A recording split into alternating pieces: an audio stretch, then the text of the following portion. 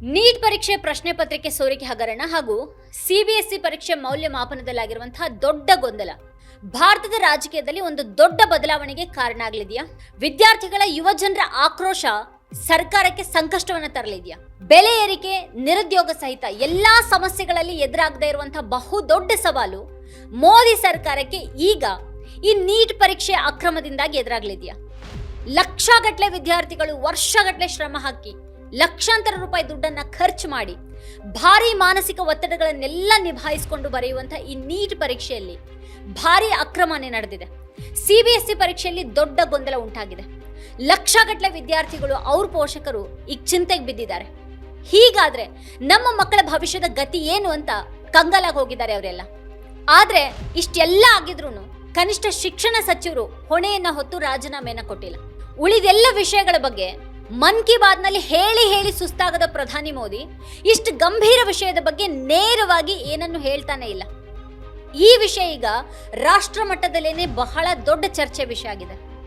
NEET UG 2026 ಪ್ರಶ್ನೆ ಪತ್ರಿಕೆ ಸೋರಿಕೆ ವಿವಾದಕ್ಕೆ ಸಂಬಂಧಪಟ್ಟ ಹಾಗೆ ಕೇಂದ್ರ ಶಿಕ್ಷಣ ಸಚಿವ ಧರ್ಮೇಂದ್ರ ಪ್ರಧಾನ್ ಅವರ ರಾಜೀನಾಮೆಗೆ ಆಗ್ರಹಿಸಿ ಜೂನ್ 6ರಂದು ಭಾರತಕ್ಕೆ ಆಗಮಿಸಿ ಹೊಸ ದಿಲ್ಲಿಯ ಜಂತರ್ ಮಂತರ್ನಲ್ಲಿ ಶಾಂತಿಯುತ ಪ್ರತಿಭಟನೆಯನ್ನು ನಡೆಸುವುದಾಗಿ ಕಾಕ್ರೋಚ್ ಜನತಾ ಪಕ್ಷದ ಸಂಸ್ಥಾಪಕ ಅಭಿಜಿತ್ ದೀಪ್ಗೆ ಸೋಮವಾರ ಘೋಷಿಸಿದ್ದಾರೆ.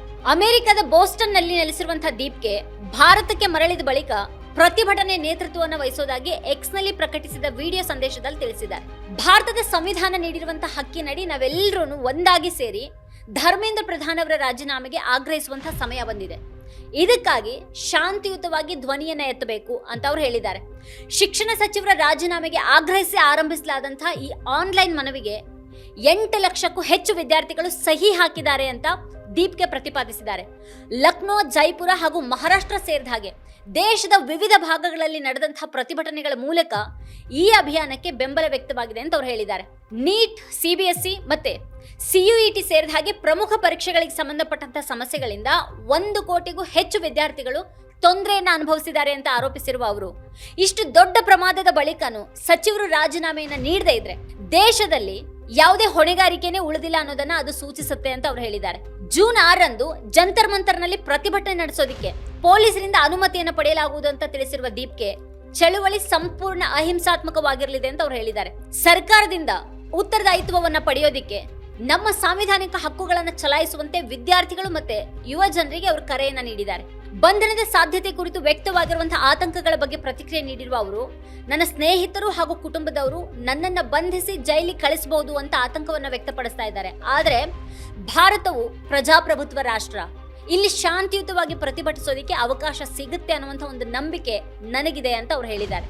ನಾನು ಮಹಾತ್ಮ ಗಾಂಧಿ, ಡಾಕ್ಟರ್ BR ಅಂಬೇಡ್ಕರ್, ಭಗತ್ ಸಿಂಗ್ ಮತ್ತೆ ಜವಾಹರ್ಲಾಲ್ ನೆಹರು ಅವರ ದೊಡ್ಡ ಅಭಿಮಾನಿ.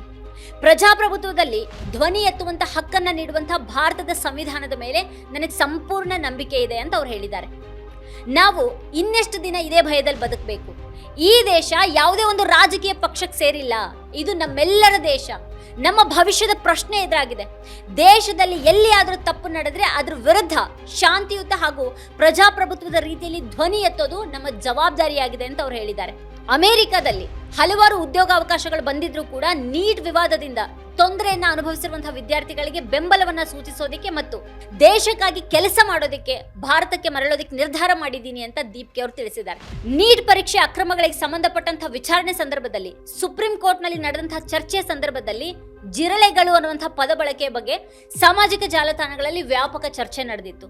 ಈ ಒಂದು ಬೆಳವಣಿಗೆಯ ನಂತರ ದೀಪ್ಗೆ ಕಾಕ್ರೋಚ್ ಜನತಾ ಪಕ್ಷ ಅನ್ನುವಂತಹ ವಿಡಂಬನಾತ್ಮಕ ರಾಜಕೀಯ ಚಳವಳಿಯನ್ನ ಆರಂಭ ಮಾಡ್ತಾರೆ. ಜಿರಳೆ ಅನ್ನುವಂಥ ಒಂದು ಪದವನ್ನ ಯುವ ಜನರ ಕ್ರಿಯಾಶೀಲತೆ ಹಾಗೂ ಶಿಕ್ಷಣ ವ್ಯವಸ್ಥೆಯಲ್ಲಿ ಹೊಣೆಗಾರಿಕೆಗೆ ಒತ್ತಾಯಿಸುವಂತ ಸಂಕೇತವಾಗಿ ಪರಿವರ್ತಿಸುವ ಉದ್ದೇಶದಿಂದಾಗಿ ಈ ಒಂದು ಚಳವಳಿಯನ್ನ ಆರಂಭಿಸಲಾಗಿದೆ ಅಂತ ಅವ್ರು ಹೇಳಿದ್ರು. ಆ ಆನ್ಲೈನ್ ಪಕ್ಷಕ್ಕೆ ಕೋಟಿಗಟ್ಟಲೆ ಜನ ಬೆಂಬಲವನ್ನ ಸೂಚಿಸಿ ಅದನ್ನ ಫಾಲೋ ಮಾಡಿದ್ರು. ಆದ್ರೆ ಅದರ ಆನ್ಲೈನ್ ತಾಣಗಳನ್ನೆಲ್ಲ ಈಗ ಬಂದ್ ಮಾಡಲಾಗಿದೆ. ಈಗ ಅದೇ ಜಿರಳೆ ಪಾರ್ಟಿಯ ನಾಯಕ ನೇರವಾಗಿನೇ ದಿಲ್ಲಿಯಲ್ಲಿ ಮೋದಿ ಸರ್ಕಾರದ ವಿರುದ್ಧ ಆಂದೋಲನಕ್ಕೆ ಇಳಿತಾ ಇದ್ದಾರೆ. ಇಷ್ಟರವರೆಗೆ ಯಾರೋ ವಿದೇಶದಲ್ಲಿ ಕೂತ್ಕೊಂಡು ಆನ್ಲೈನ್ ನಲ್ಲಿ ಏನೋ ಮಾಡ್ಕೊಳ್ತಾನೆ ಅಂತ ಜರ್ದವರು ಈಗ ಭಯ ಬಿದ್ದಿದ್ದಾರೆ. ನಾವು ಆನ್ಲೈನ್ ನಲ್ಲಿ ಮಾತ್ರ ಅಲ್ಲ, ನಿಮ್ಮ ಎದುರೇ ಬಂದು ಕೂತು ಪ್ರತಿಭಟನೆ ಮಾಡ್ತೀವಿ ಅಂತ ಜಿರಳೆ ಪಾರ್ಟಿ ಸ್ಥಾಪಕ ಅಭಿಜಿತ್ ಸವಾಲ್ ಹಾಕಿದ್ದಾರೆ. ಮೋದಿ ಸರ್ಕಾರಕ್ಕೆ ಈಗ ನಡುಕ ಉಂಟಾಗ್ತಾ ಇರೋದಕ್ಕೆ ಮುಖ್ಯ ಕಾರಣನೇ ಈ ಅಭಿಯಾನವನ್ನ ನಡೆಸ್ತಾ ಇರೋದು ಯಾವುದೇ ವಿಪಕ್ಷ ಅಲ್ಲ, ಕಾಂಗ್ರೆಸ್ ಅಥವಾ ಇನ್ನೊಂದು ಪಕ್ಷ ಈ ರೀತಿ ಪ್ರತಿಭಟನೆ ಮಾಡಿದ ಕೂಡಲೇ ಅದಕ್ಕೊಂದು ರಾಜಕೀಯ ಕಾರಣ ಕೊಟ್ಟು ಮೋದಿ ಸರ್ಕಾರ ಬಚಾವಾಗ್ತಾ ಇತ್ತು. ಆದ್ರೆ ಈಗ ಈ ದೇಶದ ಯುವಕರು ಸೇರ್ಕೊಂಡು ಬೀದಿಗಿಳಿತಾ ಇದ್ದಾರೆ. ಅದು ಲಕ್ಷ ಲಕ್ಷ ಜನ ಯುವ ಜನರು. ನಿಮಗೆ ನೆಟ್ಟಿಗೆ ಒಂದು ಪರೀಕ್ಷೆನ ನಡೆಸೋದಿಕ್ಕೆ ಆಗದೆ ಇದ್ರೆ ಮತ್ಯಾಕ್ ಅಧಿಕಾರದಲ್ಲಿದ್ದೀರಿ ಅಂತ ಮೋದಿ ಸರ್ಕಾರವನ್ನ ಯುವ ಜನರು ಕೇಳ್ತಾ ಇದ್ದಾರೆ ಇವತ್ತು. ಹಾಗಾಗಿ ಈಗ ಮೋದಿ ಸರ್ಕಾರ ಬೆಚ್ಚಿದೆ. ಜೂನ್ 6 ಅದು ದಿಲ್ಲಿಯ ಜಂತರ್ ಮಂತರ್ನಲ್ಲಿ ಪ್ರತಿಭಟನೆಯನ್ನ ನಡೆಸೋದಿಕ್ಕೆ ಜಿರಳೆ ಪಾರ್ಟಿ ಸ್ಥಾಪಕ ಅಭಿಜಿತ್ಗೆ ಅವಕಾಶವನ್ನ ನೀಡುತ್ತಾ ಇಲ್ವಾ? ಅಲ್ಲಿಗೆ ಅಭಿಜಿತ್ ಅನ್ನ ಬೆಂಬಲಿಸಿ ಮೋದಿ ಸರ್ಕಾರವನ್ನ ಪ್ರಶ್ನಿಸಿ ಬಂದು ಸೇರಲಿರುವಂತಹ ಯುವ ಜನರನ್ನ ಮೋದಿ ಸರ್ಕಾರ ತಡೆಯುತ್ತಾ? ಯುಪಿಎ ಸರ್ಕಾರವನ್ನ ಅಲುಗಾಡಿಸಿದಂತ ಅಣ್ಣಾ ಆಂದೋಲನ ಕೂಡ ಶುರುವಾಗಿದ್ದು ದಿಲ್ಲಿಯಲ್ಲೇನೆ. ಅಲ್ಲಿಂದ ಅದು ಇಡೀ ದೇಶವನ್ನೇ ವ್ಯಾಪಿಸ್ತು. ಆಮೇಲೆ ಅದು ಯುಪಿಎ ಸರ್ಕಾರ ಸೋಲೋದಿಕ್ಕೆ ಮತ್ತೆ ಮೋದಿ ಸರ್ಕಾರ ಬರೋದಿಕ್ಕೆ ಕಾರಣ ಆಯ್ತು. ಈಗ ಆನ್ಲೈನ್ ನಲ್ಲಿ ಕೋಟ್ಯಾಂತರ ಜನರು ಬೆಂಬಲಿಸಿರುವಂತಹ ಈ ಜಿರಳೆ ಪಾರ್ಟಿ ಸ್ಥಾಪಕ ನೇರವಾಗಿನೇ ಮೋದಿ ಸರ್ಕಾರದ ವಿರುದ್ಧ ಶುರು ಮಾಡ್ತಾ ಇರುವಂತಹ ಈ ಪ್ರತಿಭಟನೆಗೆ ಜನ ಬೆಂಬಲ, ಅದರಲ್ಲೂ ವಿಶೇಷವಾಗಿ ಯುವ ಜನರ ಬೆಂಬಲ ಹೇಗಿರಲಿದೆ? ಇದು ಯಾವ ರೂಪವನ್ನ ಪಡೆದುಕೊಳ್ಳಲಿದೆ? ನಿಜವಾಗಿನೂ ಅಭಿಜಿತ್ ಅನ್ನ ಬೆಂಬಲಿಸಿ ದೊಡ್ಡ ಸಂಖ್ಯೆಯಲ್ಲಿ ಜನ ಬಂದು ಅಲ್ಲಿ ಸೇರ್ತಾರಾ? ಪ್ರತಿಭಟನೆ ಯಶಸ್ವಿ ಆಗತ್ತಾ? ಶಿಕ್ಷಣ ಸಚಿವರು ರಾಜೀನಾಮೆ ಕೊಡೋದು ಅನಿವಾರ್ಯ ಆಗತ್ತಾ? ವೀಕ್ಷಕರೇ, ಈ ಕುರಿತು ನಿಮ್ಗೇನು ಅನ್ಸುತ್ತೆ, ಏನು ಅಭಿಪ್ರಾಯ ಇದೆ ಇದನ್ನ ವಿಡಿಯೋ ಕೆಳಗಡೆ ಕಮೆಂಟ್ ಮಾಡಿ ನಮಗೆ ತಿಳಿಸಿ. ನೀವಿನ್ನೂ ಕೂಡ ವಾರ್ತಾಭಾರತಿ ಚಾನೆಲ್ ಅನ್ನು ಸಬ್ಸ್ಕ್ರೈಬ್ ಮಾಡಿಲ್ಲ ಅನ್ನೋದಾದ್ರೆ ಈ ಕೂಡಲೇ ಸಬ್ಸ್ಕ್ರೈಬ್ ಮಾಡಿ, ಹಾಗೆ ಪಕ್ಕದಲ್ಲೇ ಇರುವಂತಹ ಬೆಲ್ ಐಕಾನ್ ಪ್ರೆಸ್ ಮಾಡಿ ನಮ್ಮನ್ನ ಪ್ರೋತ್ಸಾಹಿಸಿ. ನಮ್ಮ ಕಾರ್ಯಕ್ರಮಗಳನ್ನ ನೀವು ನೋಡ್ತಾ ಇದ್ರೆ ನಮ್ಮ ಚಾನೆಲ್ ಅನ್ನ ಸಬ್ಸ್ಕ್ರೈಬ್ ಮಾಡಿ, ಪಕ್ಕದ ಬೆಲ್ ಐಕಾನ್ ಒತ್ತಿ ನಮ್ಮನ್ನ ಬೆಂಬಲಿಸಿ. ಹಾಗೆ ನಮ್ಮ ಕಾರ್ಯಕ್ರಮಗಳನ್ನ ಲೈಕ್ ಮಾಡಿ, ಕಮೆಂಟ್ ಮಾಡಿ, ಅದನ್ನ ಬೇರೆಯವರಿಗೂ ವಾಟ್ಸ್ಆಪ್ ಮೂಲಕ ಶೇರ್ ಮಾಡಿ.